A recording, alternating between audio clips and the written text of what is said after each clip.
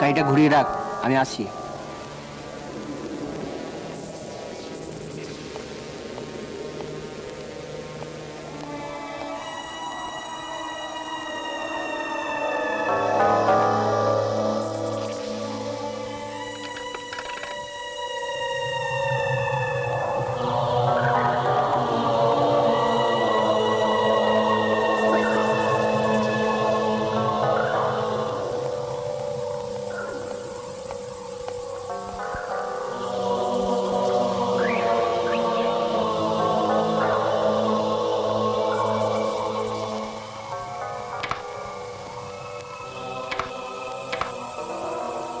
चल चल ताते चल।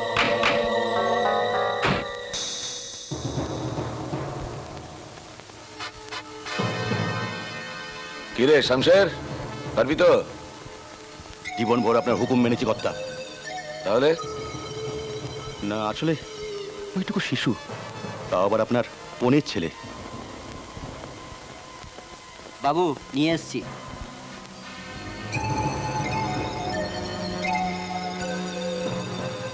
কিরে, ঠিক ঠিক বাচ্চা তো? একদম স্যার, চাকতি আছে, পরে হাসপাতাল খাতায় মিলিয়ে নেবেন স্যার। শামশের, তুই যদি না পারিস তাহলে ওদেরকেই বলি, মানে কাজটা তো আমায় করতেই হবে। ঠিক আছে, ও যখন পারবে না তোরা ওই বাচ্চাটাকে নদীর জলে ছুঁড়ে ফেলে দে, এর জন্য আলাদা টাকা পাবি। এই শালা দে, রুটি রোজগারে হাত দিচ্ছিস? ঠিক আছে কর্তা।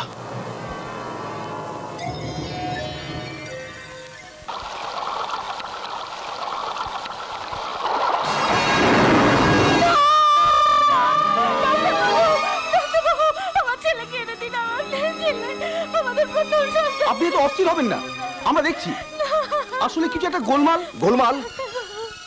হাসপাতাল থেকে একটা সদ্য এত ছেলে হারিয়ে গেল, বলছেন গোলমাল?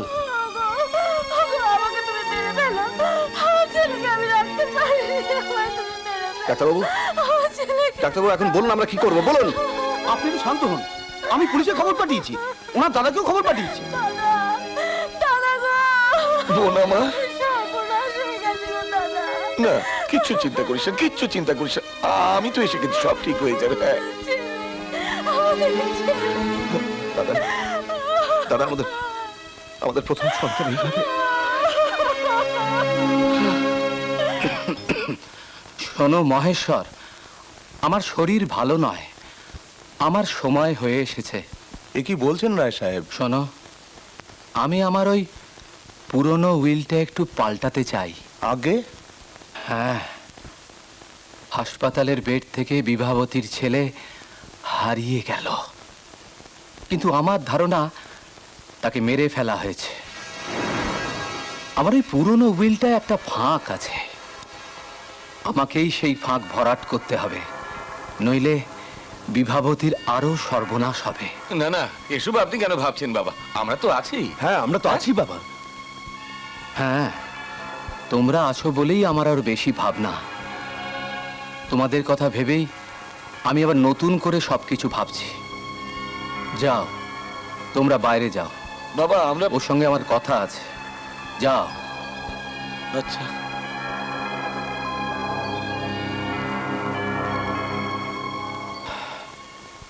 শোনো মহেশ্বর, হ্যাঁ বলুন। আমার 3 ছেলে 1 মেয়ে, কিন্তু বিভাবতী আমার পালিতা কন্যা।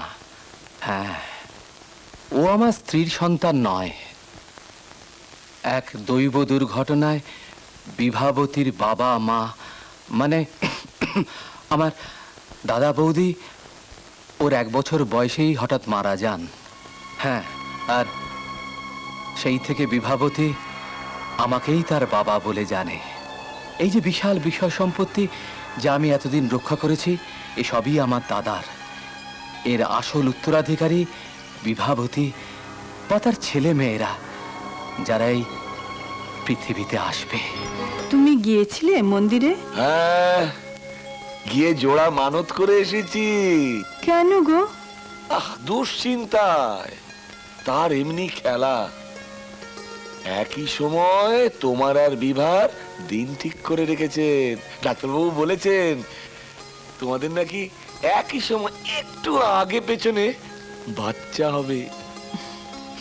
তোমাকে বললাম এবার ঠাকুরজিকে এখানে এনে রাখো।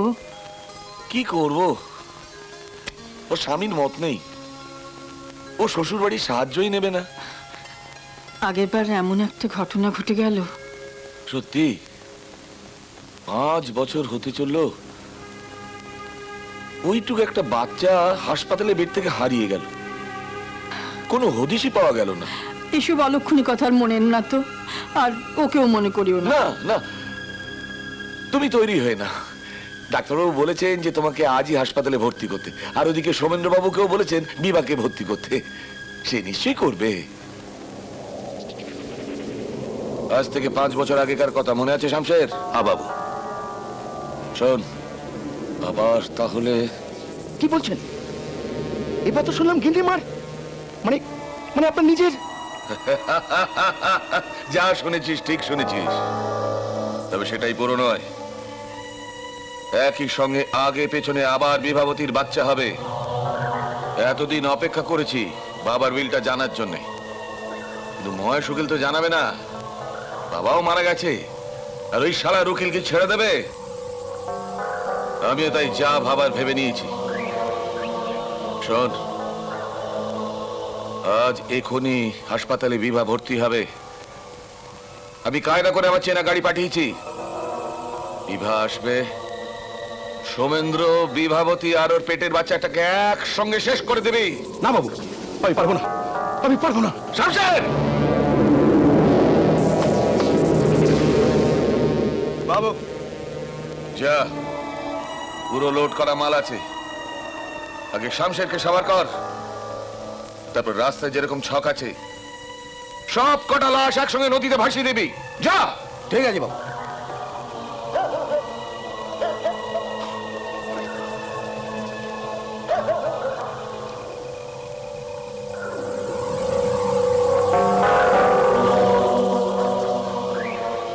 কোথায় গেল বলতো? বুঝতে পারছি না। চল আসুন দাদা, হ্যাঁ? এই যে নিয়ে এসছেন। কি ব্যাপার আমাকে এখানে এইভাবে? দেখো মহেশ্বর, তুমি একজন কর্তব্যপরায়ণ উকিল। বাবার উইলে কি কি লেখা আছে সে তো তুমি আমাকে জানাতে পারো না, কিন্তু আমি জানি বাবার উইলে কি কি লেখা আছে। সেই জন্য আজ রাতের পরে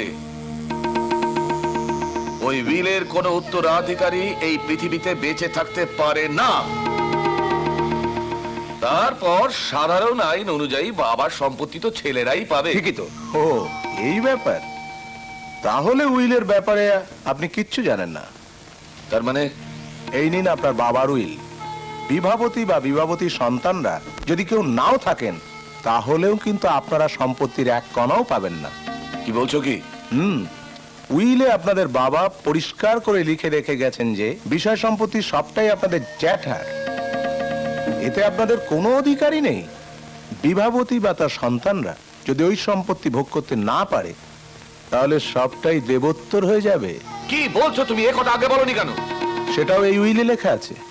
প্রথম সন্তান হারাবার শোক সামলে ওঠার পর বিভাবতী যেদিন আবার সন্তান প্রসব হবে, তার আগে পর্যন্ত এই উইল প্রকাশ্যে আনা চলবে না। আমি এই উইল তৈরি করেছিলাম, আমি নিজে সাক্ষীও ছিলাম এই উইলের। নিশ্চয়ই মানবেন, একজন আইনজ্ঞ হয়ে এই উইলের আইন আমি ভাঙতে পারি না। দাদা, কোথায় যাচ্ছ তুমি? আমার কিছু কাজ বাকি আছে। খুব কষ্ট হচ্ছে না? পারছি না। আরেকটু, হাসপাতালে এসে গেছে। দাদা, দাদা এখানে কেন? আমি কিছু বুঝতে পারছি না। কি সোমেন্দ্র? হ্যাঁ হ্যাঁ দাদা। একটু আসবে, কথা আছে। হ্যাঁ না না না,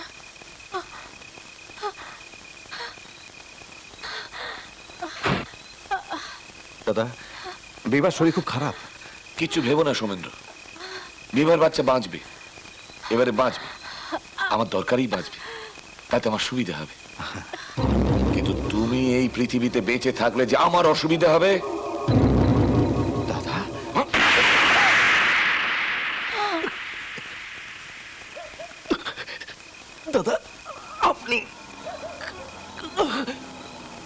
এই হ্যাঁ লাশটাকে নদীতে ভাসিয়ে দে, আমি বিভাকে নিয়ে হাসপাতালে যাচ্ছি।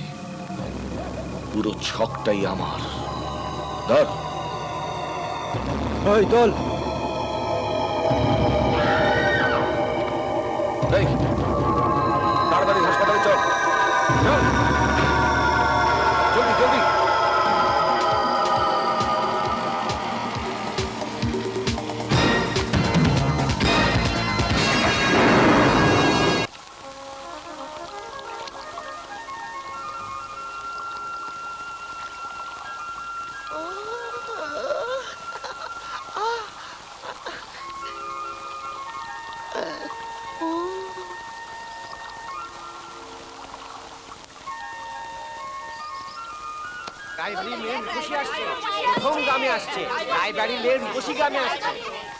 সাবধানে নাম। হায় বাপি, থাক মা, থাক থাক থাক। কাকু কেমন আছো? ভালো, তুই কেমন আছিস? ভালো। দাদা হ্যাঁ, 1 মিনিট। এই মাথা নামা, নামা নামা বলছি। কেন, কি হয়েছে? আমাদের মেয়ের দিকে একদম তাকাবি না। আরেকটা কথা মনে রাখ, আজ থেকে এই পথ দিয়ে তোদের যাওয়া আসা একদম বন্ধ। এই বাংলা কথা বুঝেছিস? আর শুনে রাখ, ওই যে ওপরের রাস্তা দেখছিস, ওখানে বাঁশের বেড়া দেওয়া রয়েছে। ওই পথ দিয়ে তোরা যাবি না, ওখান দিয়ে শুধু আমাদের মেয়ে যাতায়াত করবে। ওই যে অর্জুন দা নৌকা আসছে। অর্জুন দা, অর্জুন দা। এই অর্জুন, নৌকা বেরোবে না এখানে, পালা এখান থেকে, অন্যদিকে যা। কথাটা মনে থাকে জানো। চলো দাদা। হুম, আরেকটা কথা, অর্জুনের নৌকা যেন এই ঘাটে না ভেড়ে। চলো দাদা, এসো। আয়। ঘটে নভরে। ওই শুভ, ঠিক মতো নৌকা লাগা, ঘাট এসে গেছে। তুই রূপসী কি হয়েছিস রে? চলুন দা, ও কলেজে যাবে, আমি বই খাতা নিয়ে ওর সঙ্গে যাবো, আসবো। তুই শাড়ি পরবি? দুষ্টু কোথাকার। চলো ভাই চলো, তাড়াতাড়ি করো, আবার আওয়াজ যেতে হবে। চলো চলো। ঠাকুর দেখো অর্জুন দার নৌকো যেন ঠিক মতো চলে।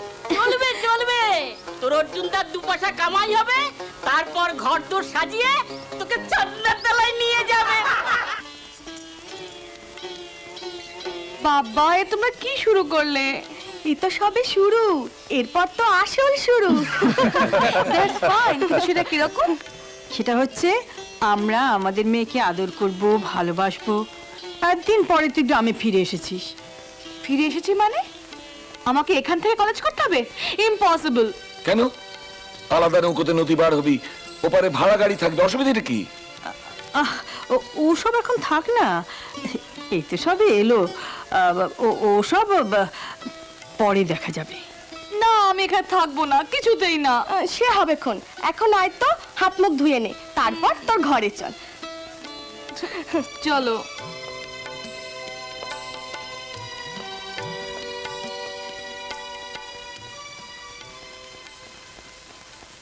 কি বড় বউ, খুশি তো?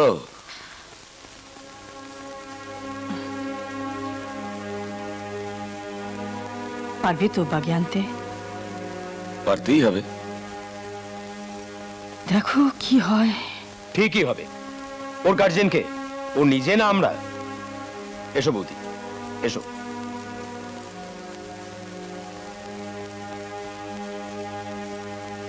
বাবু, বাবু, একটা কাণ্ড ঘটে গেছে। একটা জিপ গাড়ি এসে সমস্ত ব্যারিকেড ভেঙে দিয়েছে। মনে হয় ওটা অ্যান্টনি সাহেবের গাড়ি। অ্যান্টনি? শোনো মহেশ্বর, যত টাকা লাগে আমি দেব, এই দলিলটা জাল করো। অসম্ভব। কেন? এই উইল কোর্টে রেজিস্ট্রি করা আছে। এই উইলে লেখা আছে বিবাবতীর মেয়েকে আপনাদের লালন পালন করতে হবে। হ্যাঁ আমরা তো করছি। ওর পড়াশুনো ও যত দূর করতে চায় করবে। হ্যাঁ ও তো লেখাপড়া করছে, এমএ পড়ছে। ওকে ওর পছন্দ মতো ছেলের সঙ্গে বিয়ে দিতে হবে। দেখো, এই ব্যাপারে আমাদের একটু মানে কে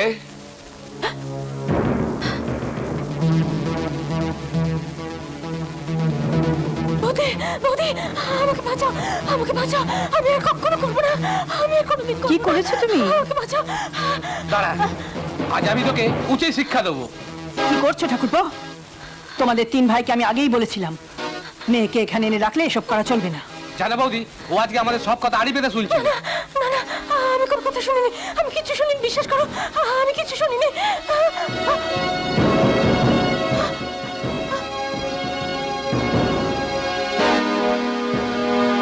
কি ব্যাপারটা কি?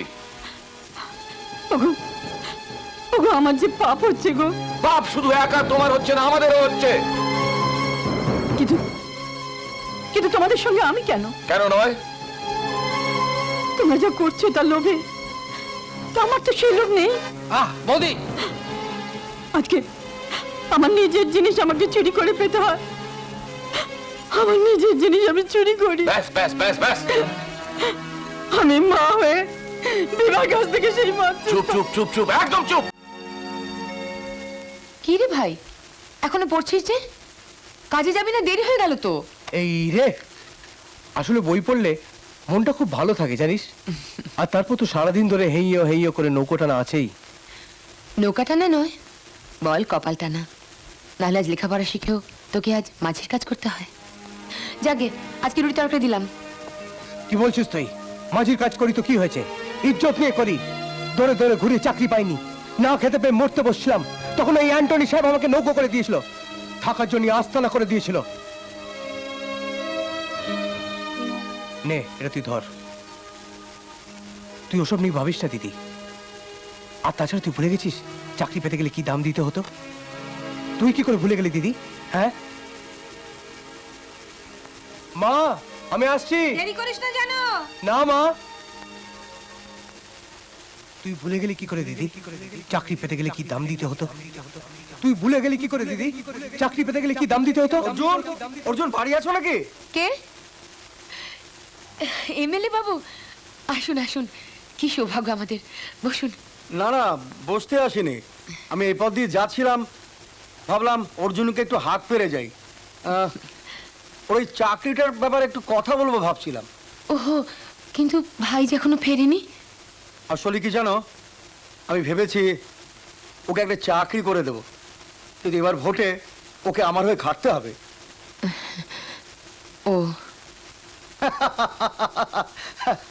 শোনো, লেখাপড়া যারা ভালো ছেলে হিসাবে অর্জুনের এই গায়ে একটা সুনাম আছে, আর ওকে আমার দলে পেলে আমার অনেক লাভ হবে। আর তাছাড়া ও আমার দলে এলে কেন লাভ হবে জানো? অ্যান্টনি সাহেবকে আমি এড়িয়ে চলতে পারবো, কারণ আমি জেনেছি অ্যান্টনি সাহেব অর্জুনকে খুব ভালোবাসে। এক ঢিলে কটা পাখি মারার গল্প আছে জানো? দুটো। আর আমি একটা পাখি বেশি চাই, আমি 3টে পাখি মারতে চাই। আমার এই 3 নম্বর পাখিটি কে বলো তো? আমি কি করে জানবো? আর আমি যদি বলি আমার 3 নম্বর পাখি হচ্ছ তুমি। এমএলএ সাহেব, অ্যান্টনি